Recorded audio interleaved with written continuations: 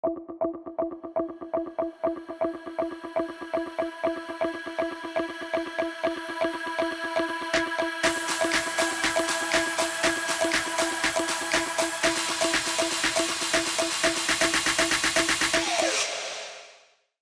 everyone. Welcome back to my Product Chat series. Today, our guest at Product Chat is Brian, who is a Director of Product and General Manager at Axon.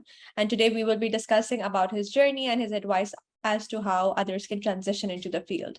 Hi, Brian. It's so nice to have you today. How's your day going? It's going well. How about yourself? Good. Thank you so much for taking out the time today again.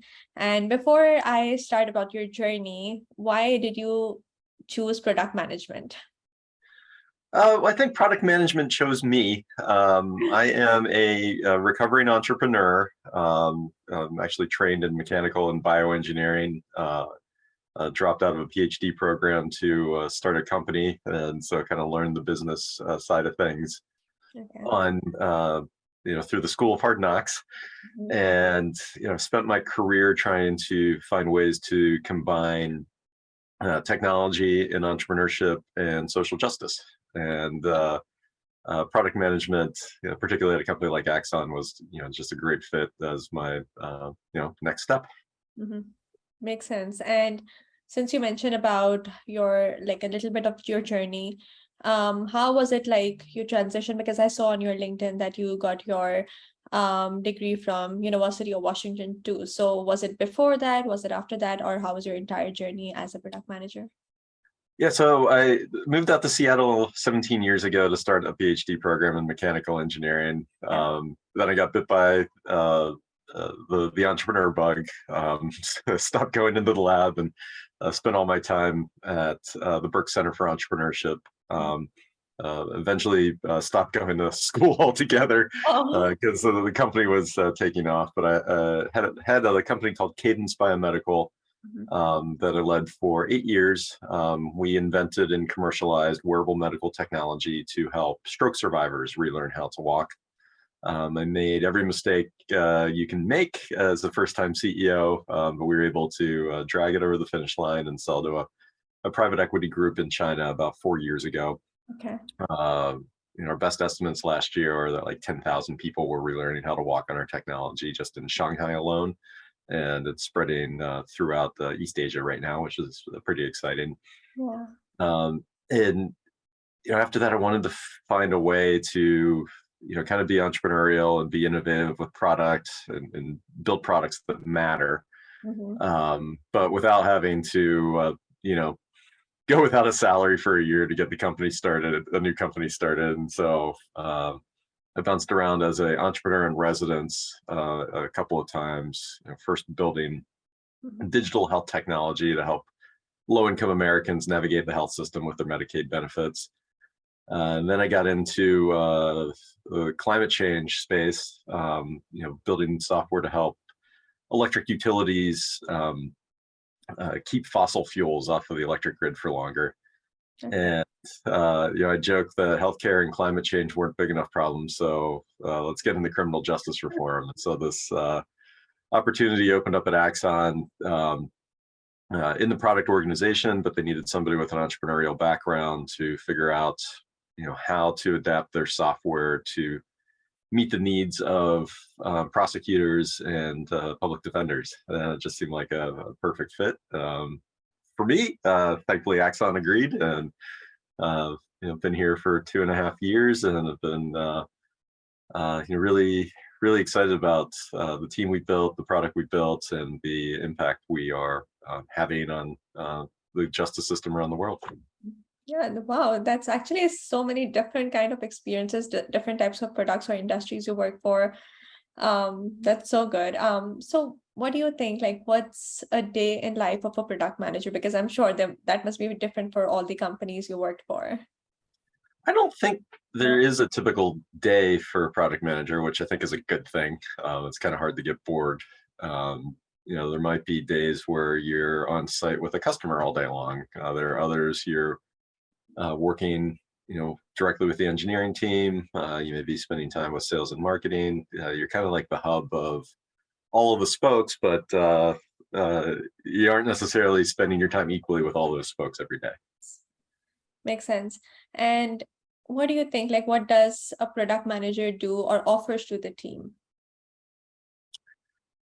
So that's a uh, really big question. And at Axon, we look at product managers and say there's kind of like it's a three-legged stool. You have to be really technically competent and sound to be able to speak with the engineers. You don't have to write code, but you have to be able to at least understand how it's being built and ensure that it's being built in the right way. Mhm. Um, you have to really, really deeply understand your users and your customers. So there's definitely a high UX component to being a good PM here, and then you got to understand the business through and through.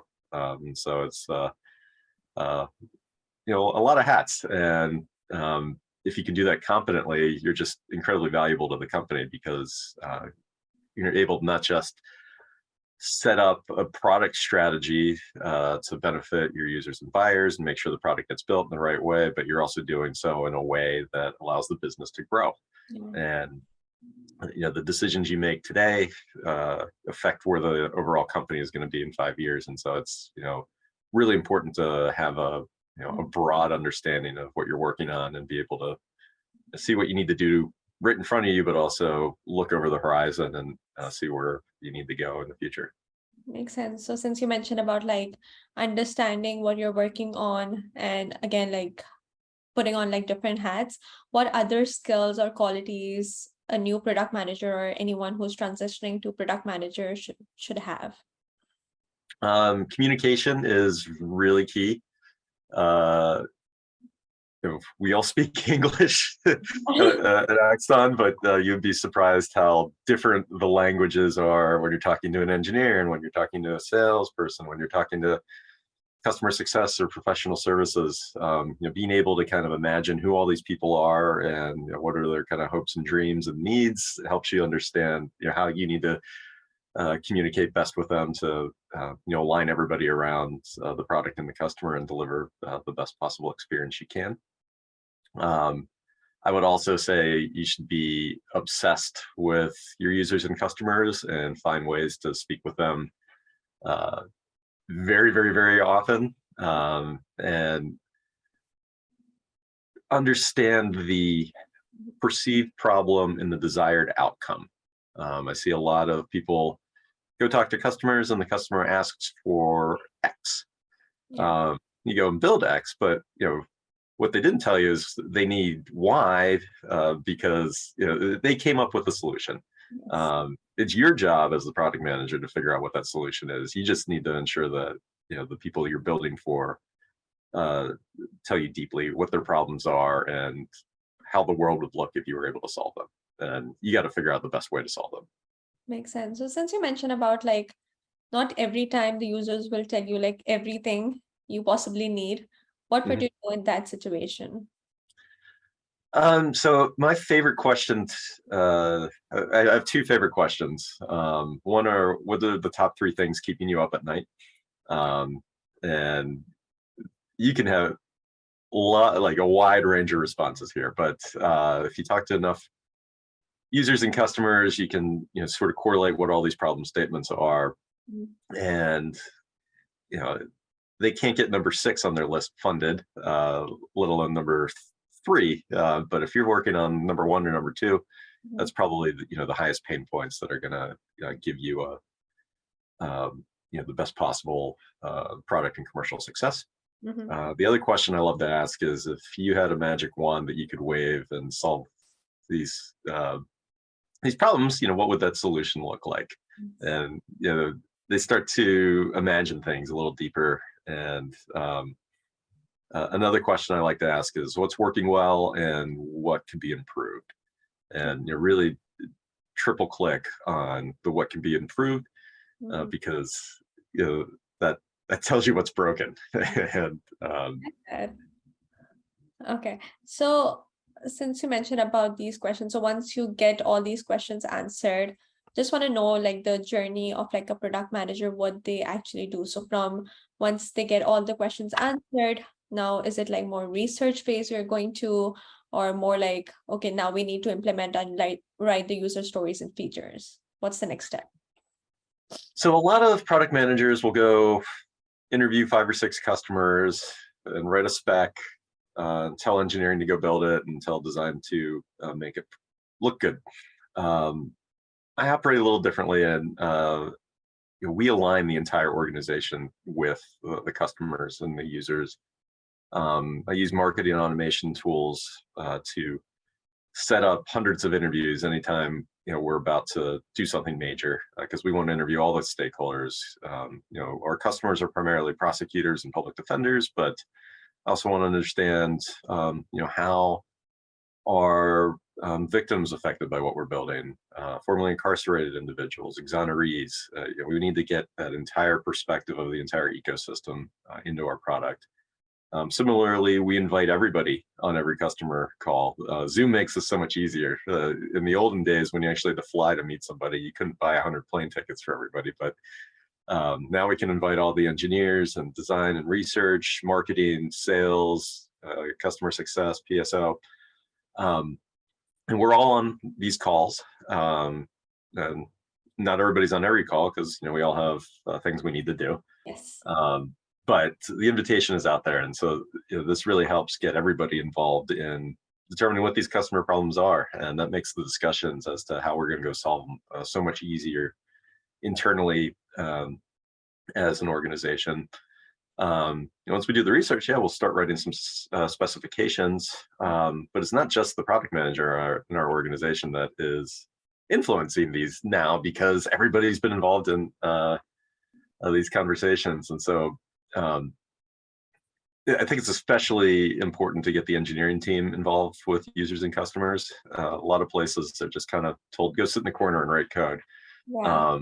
But when they're involved in the conversations, one, they get kind of that warm fuzzy and seeing the results of their labor. I was on one call, the customer said, "Oh, Brian, I owe you beer bug fixed." And I was like, "Well, I didn't fix it. This person did." And they got to get the thanks directly from the customer, and that made them feel good. But then, when the whole team knows the customer intimately, the whole team can help figure out what's the best solution. And so we had this one problem where in our software, you might have 1,000 pieces of evidence in a case, but we didn't make it easy to help our users know what was the last piece of evidence they looked at. And so literally what they were doing is sitting there with a legal pad and writing down the file name of each piece of evidence they look at on paper, so they know where they left off. And my initial response was, well, why don't we just change the color of the URLs after you look at it? Simple. But the engineers were like, no, we can do this a lot better. And they built an entirely new review experience. And that's just this great example of when you have the whole team aligned through the product to the customer, you can give a much better user experience, and everybody's a lot more motivated to do so as well. Yeah. How many meetings do you have in a day? That sounds like a lot of meetings. Far too many, but it's really part of the new product planning process. And if you do the hard work up front, you are much less likely to screw up and have to redo it later on.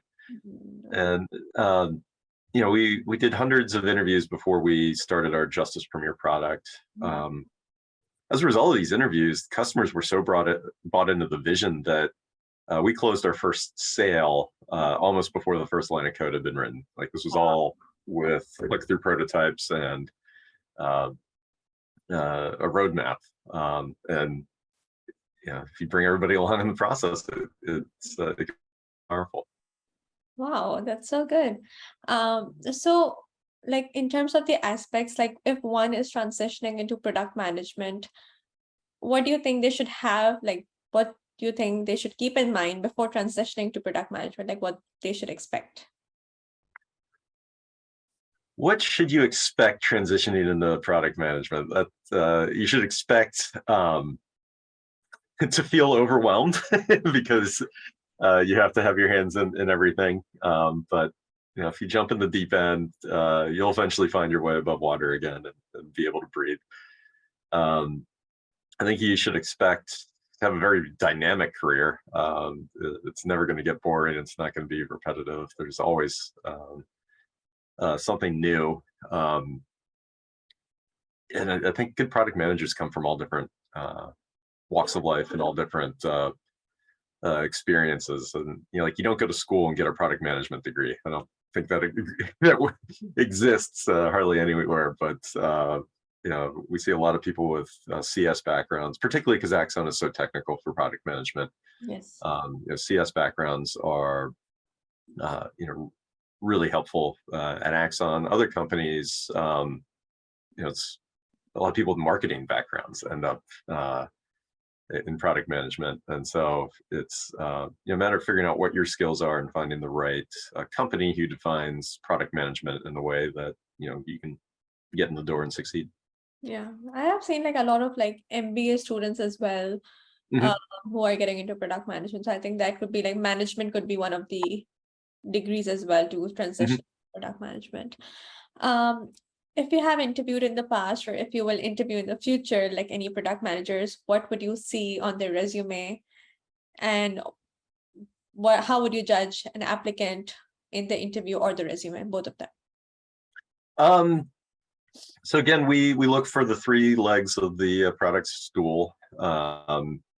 Business is usually less important for somebody that's just starting out, but I will always be excited for somebody who biases towards users and customers, because if you understand the users and customers, a lot of the other stuff can fall into place. Yes.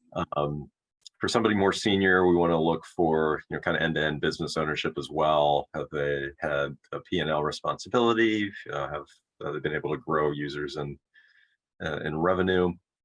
Um, and then I have a strict no jerks allowed policy. I want to work with people who are hungry, humble, fun, and smart, and in that order. You can work with a lot of really brilliant people who are, just terrible to be around, and that's no fun. But hungry, humble, fun, and smart, it tends to have a really driven person that is great to work with, and is going to be pretty self-sufficient. I think my favorite interview question to ask is, tell me about something you're irrationally passionate about outside of work. And these can be all over the place. But if somebody isn't irrationally passionate about something, they don't seem, they're unlikely to have that intrinsic motivation that is going to, drive themselves to get the job done. And if you're a crazy gardener and you raise 1,800 tomatoes every summer or whatever it is, I need to see that that passion and that intrinsic motivation, and that tends to be a really great fit. I love that question. Okay. So how about the any technical skills? You look, since coding is not that required for product managers, it's good to know, but again, it's not required. What other technical skills or hard skills would you recommend for a product manager? Um, you have to be able to make technical trade-offs. Okay. And so there's always competing priorities within a business. There's always tech debt that's out there somewhere, Yes. unless you're just starting from a completely clean slate. But being able to work with the engineering team and explore different architectures and help them figure out where the potential roadblocks are, so that you can design it correctly out of the gate, is a really important skill. Okay, makes sense. Coming to your future aspirations, if you have any future aspirations or goals in terms of product management. I just want to keep growing our team. We started with prosecutors and public defenders. We're starting a new team looking at prison reform, with prisons and parole. Okay. And so, finding new ways to innovate in these areas that are just horribly the criminal justice system is filled with really, really big problems that we need to solve to make it more efficient and more equitable. And it starts, from police all the way through the courts and prison system, and then getting people back into the community and on their feet again, so they don't end up back into the system. And so there's just so many interesting problems that I want to go out and solve, and it's a matter of how do we earn the right to keep doing that. And this first justice product is growing very, very fast, and so I know we can start looking at other problems to solve in justice. We got to get our feet wet in corrections, but I just want to keep growing these teams, and then the reason I want to keep growing these teams is so that we can grow our impact. Yes, that's more important. So in terms of like any certifications, because I know a lot of like product management skills you can only learn like on the job, but if there's any certifications that you recommend or courses that a new PM should take. I've never been huge on certifications. The Inclusive Product Management Accelerator at UW is an awesome way to kind of get your as much of an education for product management as you can.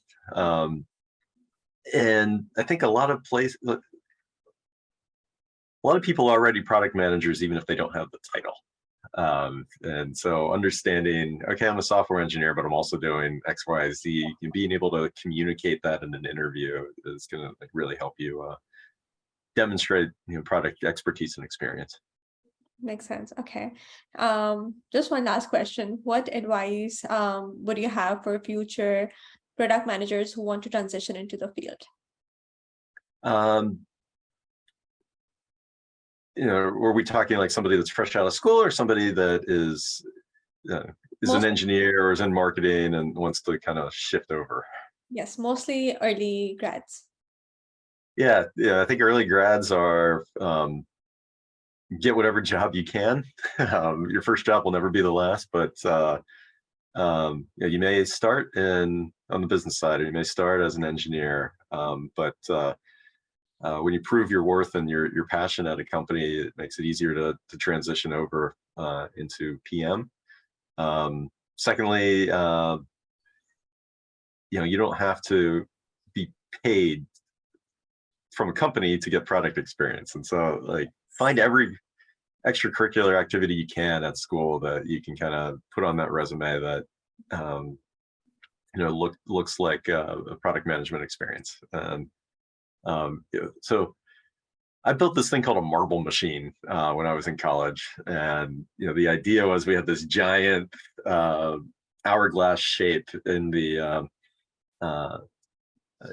dining hall, and I forget, it was like somebody dies of hunger somewhere in the world every 6 seconds. I think that was the rate, and so we dropped a marble down this track every 6 seconds to give people that that visual experience, and then they could buy the marbles and turn them into necklaces to raise money for hunger relief and charitable organizations. And so this required understanding the broader ecosystem here. We had to work with engineering and design to build specs and actually build the thing. And I had that on my resume, and I started my career with my own company, but when I was interviewing at grad school, like this was something unique, and it helped me stand out in the interview process. So like it's not a job that I had on my resume, but it was an activity that I went out and did. And there are plenty of cool things you can do while you're on campus that will kind of demonstrate your abilities and give you more than just 4 years of course load. That's so cool and unique. So is it still going on, or it was just like a project thing? I doubt it's still working. This was like 20 years ago, but I did build plans and distributed them to other universities so they could build their own. Okay, makes sense. Perfect. That answers all my questions. Thank you so much. This was really insightful. So I'm sure a lot of people would get so much out of it. Just wondering if I could tag your LinkedIn as well, so if anyone wants to reach out. Absolutely. Okay. Sounds good. Thank you so much again. It means a lot. Oh, my pleasure.